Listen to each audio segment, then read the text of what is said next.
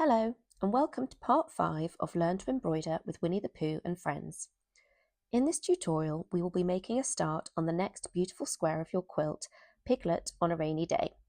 The adorable square features Piglet hiding under his umbrella, and for today's new stitch, we will be learning the blanket stitch, as well as learning all about applying fabric to your quilt using a decorative technique called applique.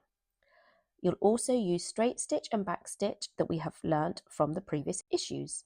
This video, along with the step-by-step instructions in your stitch library from the magazine, will help you to learn any new stitches.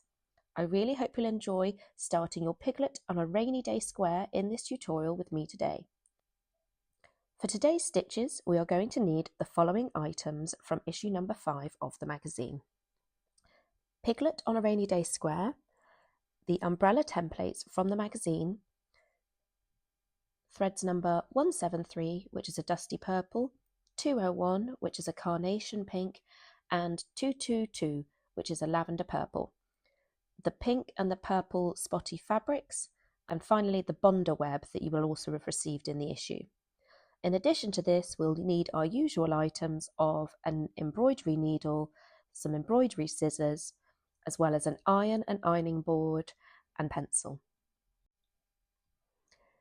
To begin with, we'll be learning how to create Piglet's colourful umbrella by using applique. Applique is a great technique that can be used for patches, decorative pillows, quilts, clothing or wall hangings. For this simple technique, you cut out various shapes from fabrics and secure them to a base fabric, such as our quilt square, using an iron-on fusible web, and then stitching to secure. For step 1, we're going to prepare our design or template, and for today this is the umbrella template that is included with issue 5 of the magazine. We're first going to trace the design onto a piece of tracing paper with a pencil. The precision of your tracing is important to keep your applique neat and tidy, so do take time to get it as accurate as you can and always work on a sturdy flat surface.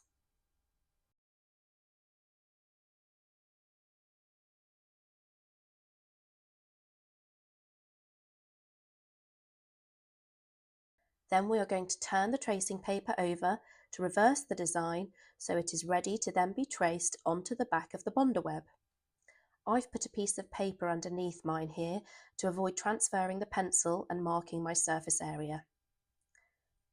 Then place the bonder web over the tracing paper, making sure that the paper side of the bonder web is facing up, and tape it into place to stop it from shifting.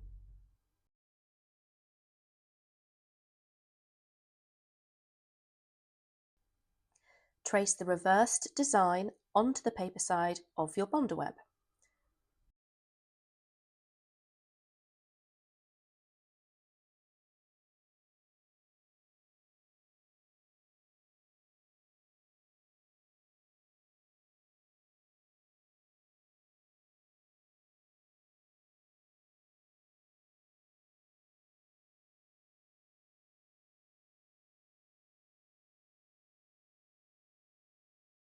Then we're going to cut around the design roughly, but not directly on the line yet.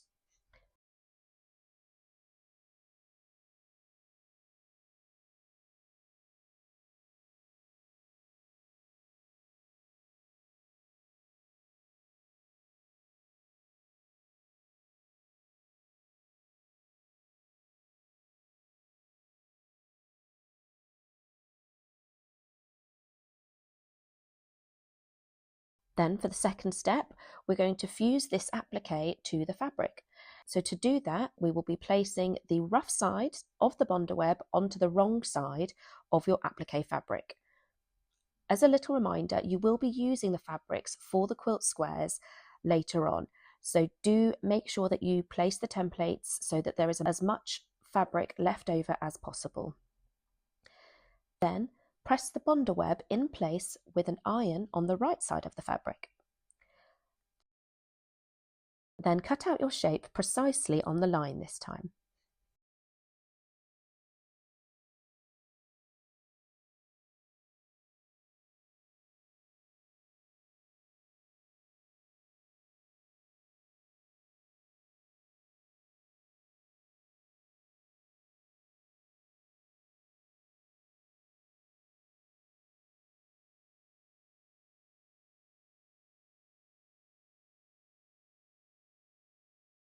For the next step, we'll be applying this to the base fabric or our quilt square. To do that, we were going to remove the backing paper to reveal the adhesive. You will position the applique shape where you want it to go on the base fabric.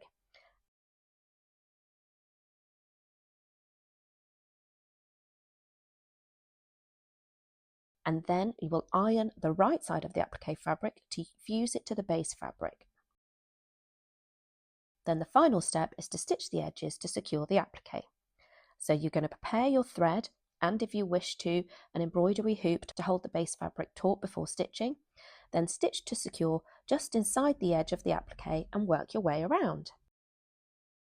There are many stitches that can be used to secure applique, and so for today we'll be learning the blanket stitch. Blanket stitch is a classic and versatile embroidery stitch known both for its decorative appeal and practical function.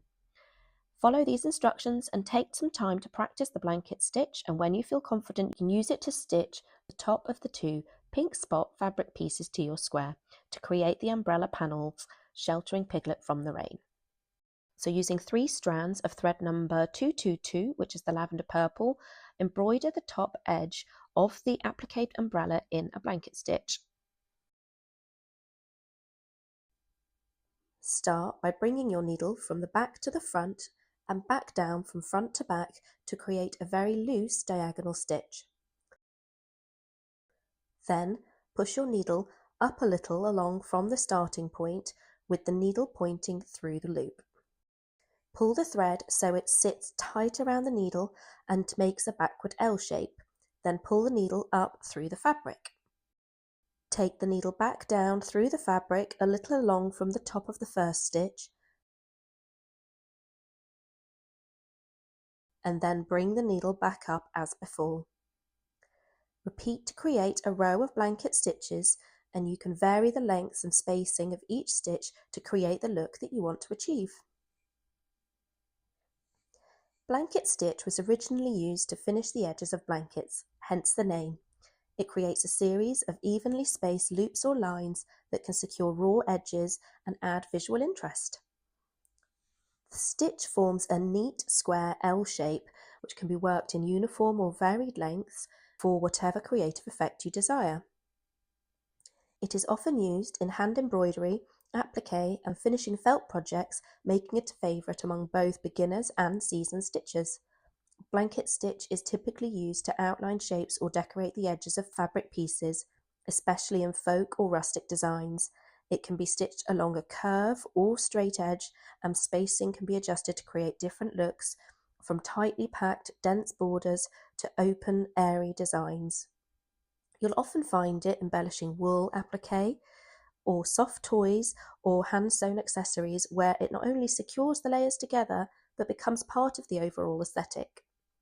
When worked in colourful threads or floss, it can beautifully frame your work or add contrast to soft fabrics.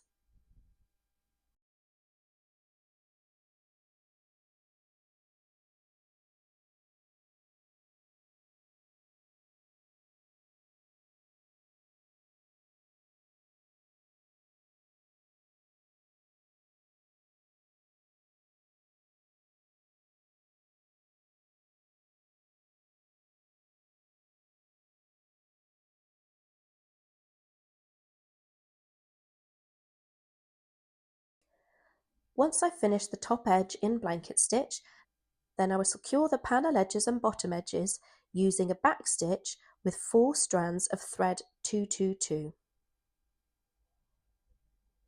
For more information on how to do the back stitch and straight stitch that follows, please check out our previous videos.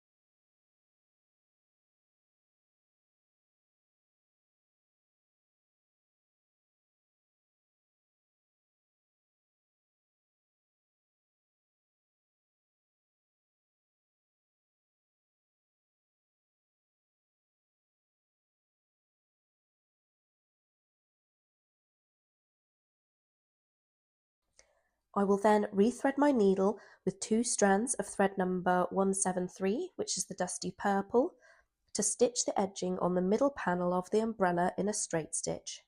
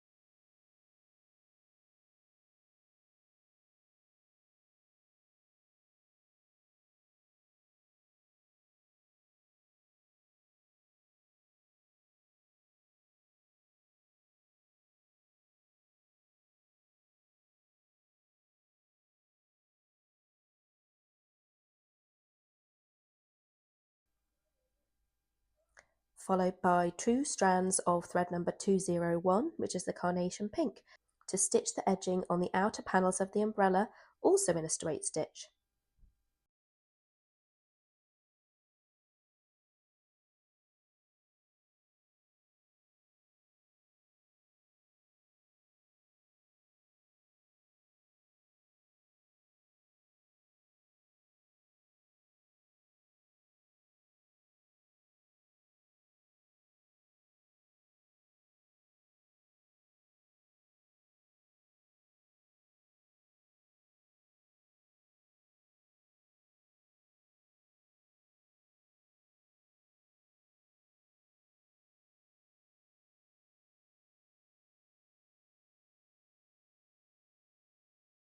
And to finish, we're going to secure our stitch by sliding the needle under an existing stitch, making a loop, and then passing the needle through the loop to make a knot, and repeat.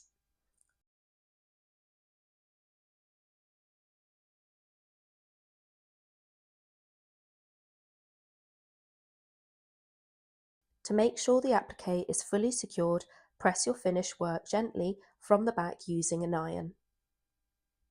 So that is the first section of the Piglet on a Rainy Day square complete. I really hope you've enjoyed continuing to make the Winnie the Pooh quilt with me today, and I hope you'll join me for the next tutorial where we will be learning French knot stitch, so you can add gorgeous little details to the clouds, which are also created using backstitch. Plus, you'll stitch the rain and umbrella shaft.